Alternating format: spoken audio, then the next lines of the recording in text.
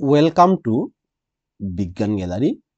এই ভিডিওতে 2025-এ যে ডিপ্লোমা ইঞ্জিনিয়ারিং এন্ট্রান্স এক্সাম ত্রিপুরাতে 2025-এ অর্থাৎ এবছর হবে DEET এক্সাম। সেই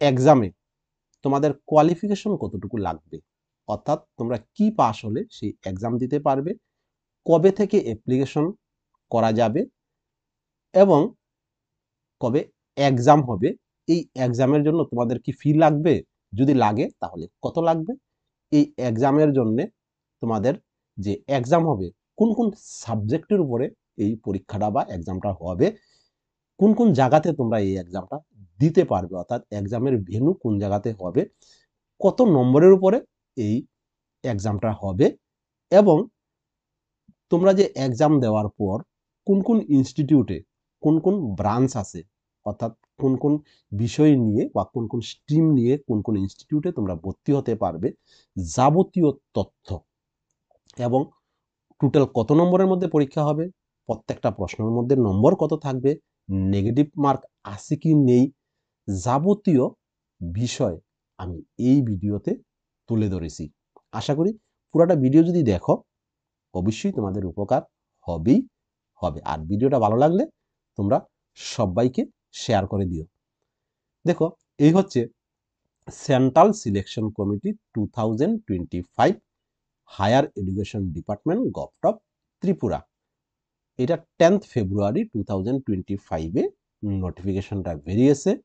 কি বলেছে, duly filled in online application in prescribed form আর invited from the eligible students for admission in 3-year diploma engineering courses for academic session 2025-26 in Tripura Institute of Technology, Norosingor, Women's Polytechnic, Hapania, Dolai District Polytechnic, Ambasha, Gumoti District Polytechnic, Udaipur, North Tripura District Polytechnic, Dharmanagar, TTADC Polytechnic Institute, Khumlung, Central Institute of Polytechnical Engineering and Technology, CIPET, Agartala, and Techno College of Engineering, Agartala, in different branches of the respective Institute of Tripura.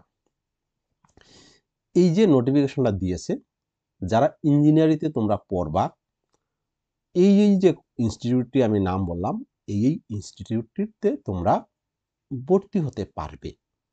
আর যাবতীয় তথ্য তোমরা যদি আরো বেশি জানতে চাও তাহলে এই দেখো, এখানে একটা ওয়েবসাইট আছে, এখানে গিয়েও তোমরা দেখতে পারবে বা এই ওয়েবসাইটে গিয়ে তোমরা ফর্ম ফিল আপ করতে পারবে।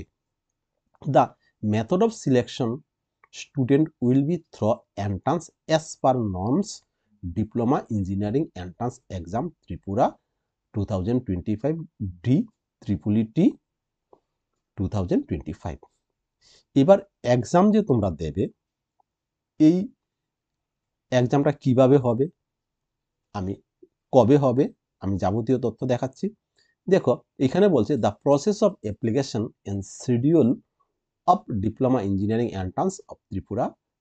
বলছে রেজিস্ট্রেশন প্রসেসেস, অনলাইন রেজিস্ট্রেশন, তার জন্য অনলাইন রেজিস্ট্রেশন ওপেনিং হয়েছে 14 ফেব্রুয়ারি 2025। অলরেডি অনলাইন রেজিস্ট্রেশন চলছে, তোমরা আজকে গেলেও তোমরা রেজিস্ট্রেশন করতে পারবে। ক্লোজিং ডেট, কবে রেজিস্ট্রেশন শেষ হবে, 31 মার্চ, অর্থাৎ আগামী মাসের 31 তারিখ অবধি তোমাদের রেজিস্ট্রেশন শেষ হবে। এবার প্রশ্ন হলো, এই রেজিস্ট্রেশন করতে গেলে তোমাদের কোয়ালিফিকেশন কি লাগবে। তোমরা যারা এখন মাধ্যমিক পরীক্ষা দিচ্ছ তোমরা অবশ্যই অ্যাপ্লাই করতে পারবে। এখানে কোনো মার্কের ভেরিয়েশন নাই যে আমাদের 50% মার্ক লাগবে, 40% মার্ক লাগবে, এখানে নোটিফিকেশনে আমি কোথাও সেটা পাইনি।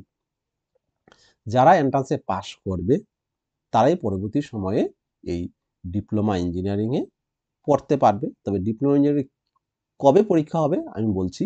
এখানে দেখো, এক্সাম হবে 6/5/2025। ব্যাপারটা ক্লিয়ার? তাহলে আমাদের এক্সাম হচ্ছে 6/5/2025 কোন কোন জায়গাতে এক্সাম হবে আমি একটু আগে যে ব্রাঞ্চগুলি বলেছি আগরতলা, উদয়পুর, বিলোনিয়া, আমবাসা, ধর্মনগরে যে ইনস্টিটিউটগুলি আছে সেখানে তোমাদের এক্সাম হবে। আর তোমরা যখন ফর্ম ফিল আপ করবে তখন তোমাদের চয়েস হিসাবে ফার্স্ট চয়েস, সেকেন্ড চয়েস দুটা ইনস্টিটিউটের নাম তোমরা সিলেক্ট করে নেবে। রেজিস্ট্রেশন ফি সব স্টুডেন্টের 350 টাকা লাগবে বিপিএল স্টুডেন্ট ছাড়া যখন তোমরা ফিল আপ করবে, আর 200 টাকা লাগবে শুধুমাত্র বিপিএল যারা আছে তাদের ক্ষেত্রে। এখানে মেল ফিমেলের ক্ষেত্রে সেমই ফি লাগবে। এবার দেখো তোমাদের এই যে ইনফরমেশন রিগার্ডিং এন্ট্রান্স এক্সামটা কিভাবে হবে, কোন কোন সাবজেক্টের উপর হবে। দেখো এখানে তোমাদের যে কোয়েশ্চনটা হবে সবগুলি এমসিকিউ কোয়েশ্চন থাকবে। এমসিকিউ কোয়েশ্চন মানে তোমাদের জানা প্রশ্ন থাকবে, 4টা অপশন থাকবে, এখান থেকে যে কোনো একটা অপশন সঠিক আনসার হবে। সাবজেক্ট কি কি উপর হবে, ম্যাথমেটিক্স, ফিজিক্যাল সায়েন্স আর ইংলিশ। ফিজিক্যাল সায়েন্স মানে ফিজিক্স আর কেমিস্ট্রি, বায়োলজি পার্ট লাগবে না। অর্থাৎ যারা এবছর মাধ্যমিক পরীক্ষা দিচ্ছ তোমরা এই এক্সামে বসতে পারবে, যারা 11-এ পড়ছো তোমরাও বসতে পারবে, যারা 12-এ পড়ছো তোমাদের যদি মনে হয় এই এক্সামে বসবে তাহলে এই এক্সামে তোমরা বসতে পারবে। মার্ক অ্যালোকেশন ম্যাথমেটিক্সে থাকবে 160 নম্বর, ফিজিক্যাল সায়েন্সে থাকবে 160 নম্বর আর ইংলিশে থাকবে 80 নম্বর, টোটাল থাকবে 400 নম্বর। আর এই 400 নম্বরের জন্য টোটাল 100টা প্রশ্ন থাকবে। 100টা প্রশ্নের মধ্যে আমি আবারও বলছি 40টা প্রশ্ন থাকবে ম্যাথমেটিক্সের ক্ষেত্রে, 40টা প্রশ্ন থাকবে ফিজিক্স কেমিস্ট্রির ক্ষেত্রে, আর 20টা প্রশ্ন থাকবে ইংলিশের ক্ষেত্রে। প্রত্যেকটা প্রশ্নের নম্বর থাকবে 4 নম্বর, টাইম থাকবে 2 ঘন্টার পরীক্ষা হবে 11টা থেকে 1টা। এবার নেগেটিভ মার্ক, যদি তোমরা ভুল আনসার করো তাহলে প্রত্যেকটা ভুল আনসারের জন্য তোমাদের -1 যাবে। ব্যাপারটা ক্লিয়ার? অর্থাৎ যদি তোমরা একটা প্রশ্ন ভুল করো তাহলে তুমি পাবে -1, আর যদি শুদ্ধ করো তাহলে পাবে 4 নম্বর। সিলেবাস কি কি লাগবে, অ্যাভেলেবল ইন ওয়েবসাইট। এই যে ফিজিক্স, কেমিস্ট্রি, ম্যাথমেটিক্সের উপর এবং ইংলিশের উপর কোন কোন সিলেবাসের উপর পরীক্ষাটা হবে সম্পূর্ণটা সিলেবাস তোমরা পেয়ে যাবে highereducation.tripura.gov.in। তোমাদের যদি সিলেবাস পেতে কোথাও অসুবিধা হয় তোমরা কমেন্টে লিখবে, আমি কমেন্টে লিঙ্ক দিয়ে রাখবো তোমাদের জন্য। অ্যাভেলেবল এরপরে গাইডলাইন্স তোমরা সেখানে পেয়ে যাবে কিভাবে এক্সামটা হবে। এবার দেখো all other related information like prospectus, syllabus and guidelines are available in the website। আমি বললাম it is to be noted that admission of candidate in an institute will be subjected to the merit position in the exam। এখানে আবারও বলছি, এখানে কি বলছে, it is to be noted that admission of candidate in an institute will be subjected to the merit position in the DEET 2025 exam, seat allotment through online counseling, subject to the fulfillment of all eligible criteria and other norms as specified by the Department Higher Education Central Selection Committee। তোমাদের যে selection হবে সম্পূর্ণ পরীক্ষাতে যারা merit থাকবে তারাই এই ভর্তি হতে পারবে। এবার দেখো যেমন এখানের মধ্যে name of institute with branches, তুমি যদি পাস করো কোন কোন সাবজেক্টে ভর্তি হতে পারবে। Tripura institute of technology Narsingh TIT আছে, সেখানে এই ব্রাঞ্চগুলি নিয়ে তোমরা পড়তে পারবে। যেমন সিভিল ইঞ্জিনিয়ারিং পড়তে পারবে, mechanical engineering, electrical engineering, electronics and telecommunication engineering, computer science and technology, food processing technology, architecture এগুলি, তারপরে অটোমোবাইল ইঞ্জিনিয়ারিং এগুলি পড়তে পারবে তোমরা। এই যদি এক্সামে পাস করো তাহলে নরসিংগড়ে এই ব্রাঞ্চ নিয়ে ভর্তি হতে পারবে। ওমেন্স পলিটেকনিক্যালে কি আছে, ইনফরমেশন টেকনোলজি আছে, মেডিকেল ল্যাবরেটরি টেকনোলজি আছে, ফ্যাশন টেকনোলজি আছে, computer science and technology, electronics and communication technology আছে তোমার এই ওমেন্স পলিটেকনিক কেল হাপানিয়াতে। আর ধলাই ডিস্ট্রিক্ট পলিটেকনিক্যালে কি আছে, সিভিল ইঞ্জিনিয়ারিং আছে, আর ইলেকট্রিক্যাল ইঞ্জিনিয়ারিং আছে, ইলেকট্রনিক অ্যান্ড টেলিকমিউনিকেশন ইঞ্জিনিয়ারিং আছে। এরপরে গুমতিতে কি আছে, civil engineering, same electrical engineering, computer science and technology আছে, সেটা গুমতিতে। আর বাকি ব্রাঞ্চগুলিতে কি আছে, বাকি ব্রাঞ্চগুলিতে যেমন নর্থ ত্রিপুরাতে কি আছে, সিভিল ইঞ্জিনিয়ারিং আছে, মেকানিক্যাল ইঞ্জিনিয়ারিং আছে, ইলেকট্রনিক অ্যান্ড টেলিকমিউনিকেশন ইঞ্জিনিয়ারিং আছে তোমাদের নর্থ ত্রিপুরা অর্থাৎ ধর্মনগরে। আর খুমলুঙে কি আছে, সিভিল, মেকানিক্যাল আর ইলেকট্রিক্যাল ইঞ্জিনিয়ারিং আছে। আর এখানে আরেকটা central institute of polytechnical engineering and টেকনোলজিতে কি আছে, প্লাস্টিক টেকনোলজি আছে, প্লাস্টিক মোল্ড টেকনোলজি আছে। খুব ইম্পর্টেন্ট এই দুইটা সাবজেক্ট। বর্তমানে আমাদের যে আধুনিক যুগে প্লাস্টিকের ব্যবহার অত্যাধিক হারে বাড়ছে, সুতরাং এই দুইটা সাবজেক্ট নিয়ে পড়াশোনা করলে ভালোই আমার মনে হয়।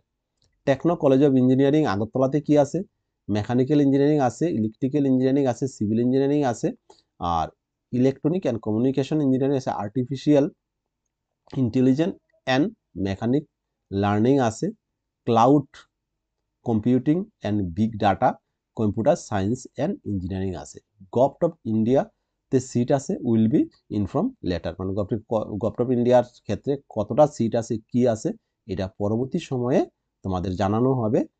আর এগুলি হচ্ছে, এরপরে কি বলছে, Tripura board of secondary education oblique central board of education or other equivalent recognized board যারা, তারা এখানে অ্যাপ্লাই করতে পারবে।